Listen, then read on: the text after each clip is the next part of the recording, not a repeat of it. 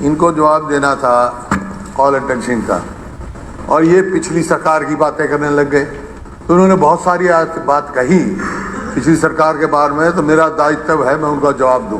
मेरे को समय चाहिए इस बात का जो उन्होंने बातें कही। बोलिए। ठीक है, आज पूरी सुन भी लो ना, और भी कहो, कोई कहने में मैंने कभी मना किया क्या? जो मर्जी कहो, लेकिन कहो। इन्होंने कहा कि चेयरमैन के बारे में किसी कोर्ट का रेफरेंस दिया। अपने एसएससी के भर्ती परिणाम पारदर्शिता न रखने पे एचएसएससी को हाई कोर्ट ने फटकार दी। क्या किया आपने? फिर एचएसएससी के कर्मचारियों ने करवाया था आरटीआई का पेपर लीक। 2 कर्मियों को पुलिस ने आरोपी बताया।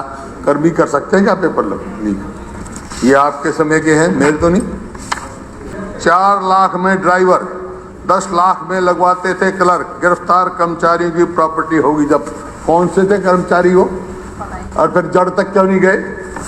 अच्छा जनाब, नियमों को ताक पर रखकर हुई नियुक्तियां। चेयरमैन भारत भूषण गोगिया के आवेदन गया था अंतिम तिथि के 1.5 महीने बाद, है जी।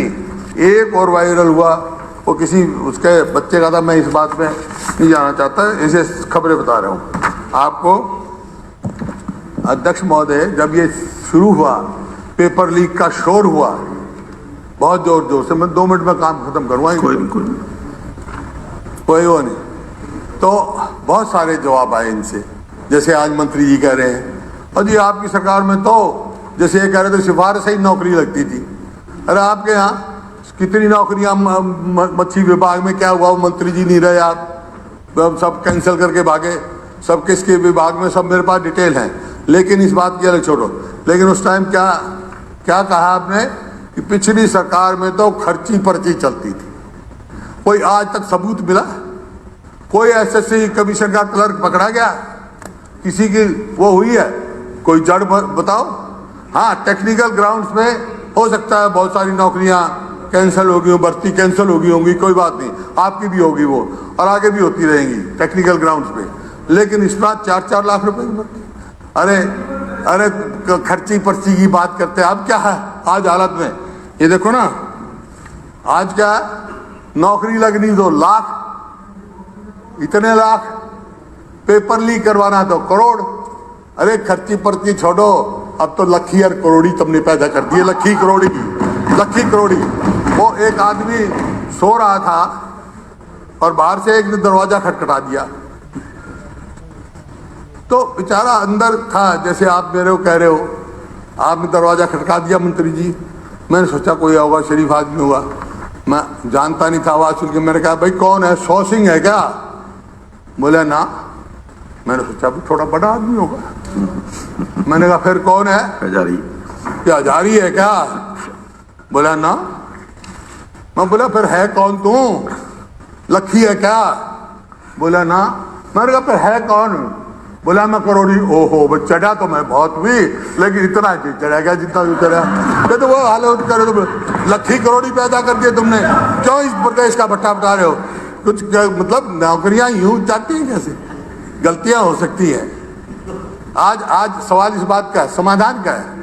मैं आपको दोषी नहीं या किसी को दोषी नहीं, लेकिन जो भी दोषी है समाधान का है। जिसने पैसे दिए उसने पकड़ दिया। मैं देख रहा हूँ रोज पेपर लीक हो गया, 7 आदमी पकड़े गए। आज वहाँ जम्मू में भी पकड़े गए। इंटरस्टेट मामला हो गया तो, और फिर सीबीआई इंक्वायरी करने में क्या ऐतराज आपको? एकदम माननी चाहिए सीबीआई इंक्वायरी। जज के अंडर में पता लग जाएगा कि भी कौन क्या है। जड़ तक पहुंचो क्लर्कों से, और एक बाकायदा ऐसी टीम बनाओ, लोगों में जाओ, भाई किसने पैसे दिए हैं, किसको दिए हैं, अपने अपने क्लेम वापिस लो उनसे, उनको मदद करो। लुट गए लोग। मैं कितने लोगों का बता सकता हूँ, किसी ने 7 लाख रुपए दे रखे, कोई 8 लाख रुपए दे रखे, पेपर कैंसिल हो गए। उनकी तरफ न्याय करो।